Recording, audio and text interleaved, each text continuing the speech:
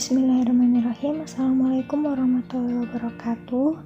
Kali ini kita akan belajar mengenai persamaan garis lurus. Bentuk umum persamaan garis lurus itu bisa ditulis menggunakan dua cara, bisa AX plus BY sama dengan C atau Y sama dengan MX plus N.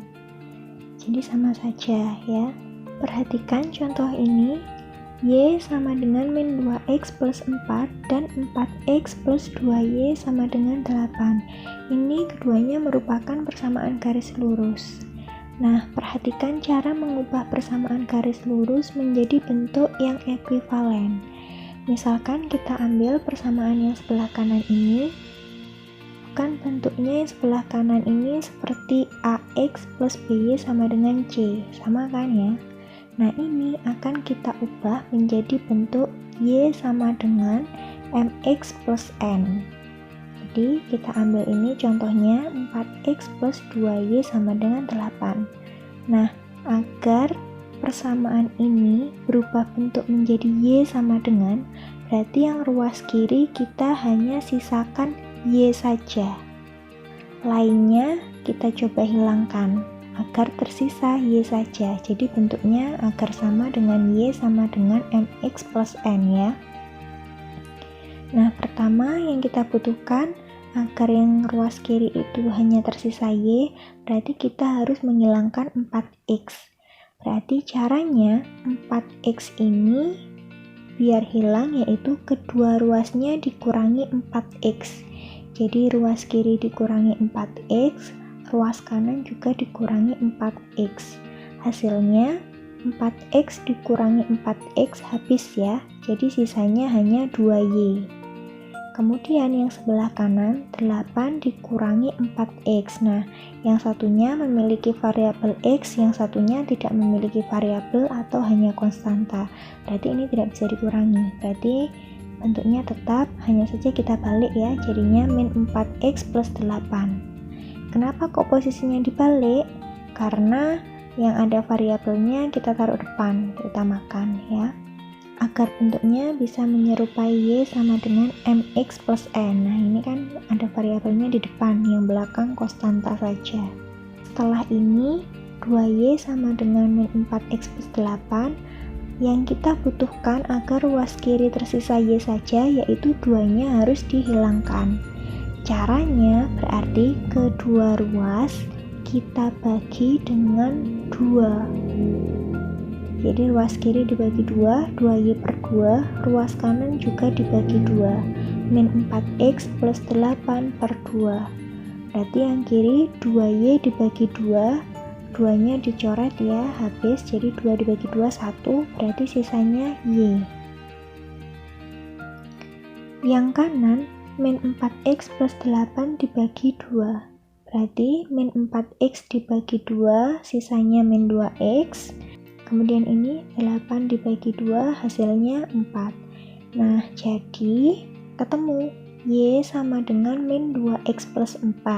Ini bentuknya sudah sama dengan Y sama dengan MX plus N. Berarti ini selesai ya.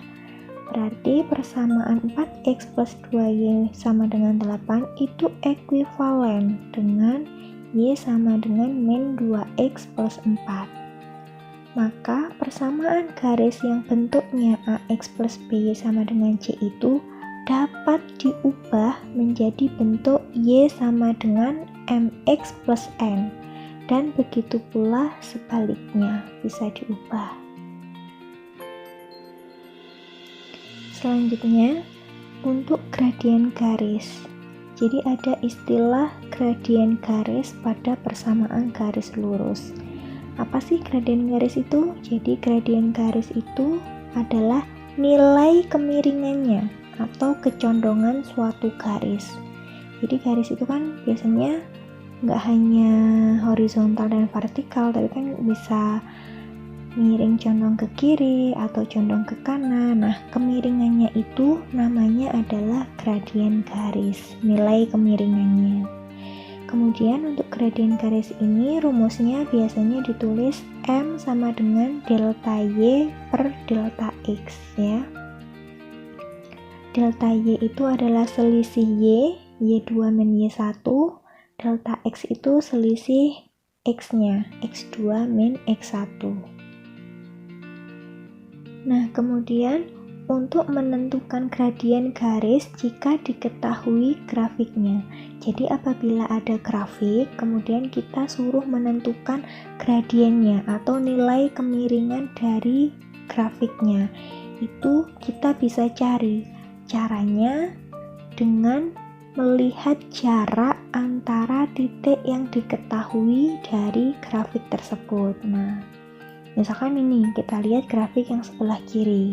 Di sini terdapat dua titik A dan B. Yang A ini bergerak ke kanan sejauh 1, 2, 3. Nah, 3 satuan atau 3 langkah, berarti delta X-nya nilainya 3. Kemudian agar sampai ke titik B, dia harus bergerak ke atas. Ingat, jika delta Y itu ke atas, maka nilainya positif. Kalau delta Y ke bawah, nilainya negatif. Bergerak ke atasnya sejauh 1, 2. Nah, 2 kotak ya, atau 2 satuan, berarti delta Y-nya 2. Gradiennya bisa kita tulis M. M sama dengan rumusnya tadi ya, rumus gradien itu M sama dengan delta Y per delta X. Berarti delta Y dulu, delta Y-nya 2 kan ke atas jadi positif ya, tetap per delta Y-nya 3. Delta X-nya 3. Maka gradiennya ketemu, M sama dengan 2/3. Jadi gradien grafik yang sebelah kiri itu M sama dengan 2/3. Sedangkan grafik yang di kanan ini sama, ada dua titik A dan B. Yang paling kiri itu titik A, berarti kita harus bergerak dari titik A menuju ke B. Bergerak ke kanan dulu ya, ke kanan sejauh 1, 2, 3, 4. Nah, berarti ini delta X-nya 4. Kemudian dari sini agar menuju B, kita harus bergerak ke bawah agar sampai ke titik B. Ini bergeraknya sejauh 1, 2, 3. 3 langkah, berarti delta Y-nya 3. Sekarang dimasukkan ke rumus M sama dengan delta Y per delta X. Delta Y-nya 3. Namun delta Y ini bergeraknya tadi ke bawah, maka nilainya dia adalah negatif. Berarti delta Y-nya negatif 3 per delta X-nya 4. Maka gradiennya itu adalah min 3/4. Gradien untuk grafik yang kanan. Tadi kan menentukan gradien jika diketahui grafiknya. Nah, sekarang apabila diketahui persamaannya. Jika bentuk persamaannya Y sama dengan MX plus N, berarti langsung M-nya ini adalah gradiennya. Contoh, Y sama dengan 2X plus 3, maka gradiennya adalah 2. Kemudian jika bentuk persamaannya AX plus BY sama dengan C, maka gradiennya itu rumusnya min A per B. Min A per B. Contohnya 2X plus 5Y sama dengan 4. Berarti dari persamaan ini kita dapatkan A sama dengan 2, B-nya sama dengan 5, C-nya sama dengan 4. Jika dimasukkan rumus min A per B, berarti M sama dengan min A min 2 per B-nya 5. Berarti min 2 per 5. Ini ya hasilnya, min 2/5. Selanjutnya, menentukan gradien garis jika diketahui dua titik yang dilalui. Contohnya, jika ada gradien yang melalui titik A itu x1, y1 dan titik B x2, y2. Maka rumus gradiennya adalah delta Y per delta X. Delta Y-nya berarti Y2 min Y1. Kalau delta X itu selisih, berarti X2 min X1, selisihnya X ya. Lanjut, ini sifat-sifat gradien suatu garis. Jadi, jika garis itu turun dari kiri ke kanan, maka gradiennya itu bernilai negatif atau M lebih kecil dari 0. Bisa dilihat di gambar yang kiri. Nah, ini gambar yang sebelah kiri ya. Jadi jika garisnya turun dari kiri ke kanan, dari kiri ke kanan itu garisnya menurun. Set gini. Ini otomatis kemiringannya, nilai kemiringannya, gradiennya itu bernilai negatif atau M lebih kecil dari 0 ya. Namun, apabila dari kiri ke kanan dia garisnya naik, contohnya bisa dilihat di gambar 2, dari kiri ke kanan, ini garisnya naik, maka otomatis gradiennya itu bernilai positif, atau M lebih besar dari 0, ya.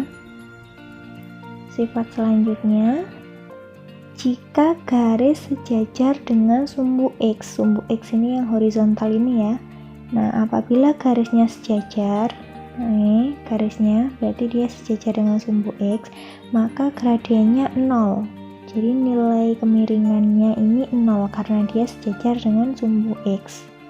Kemudian jika dia sejajar dengan sumbu Y, maka garis tersebut tidak memiliki gradien atau M-nya tidak dapat didefinisikan. Persamaan garisnya ini dia sejajar dengan sumbu Y, berarti ini tidak memiliki gradien ya.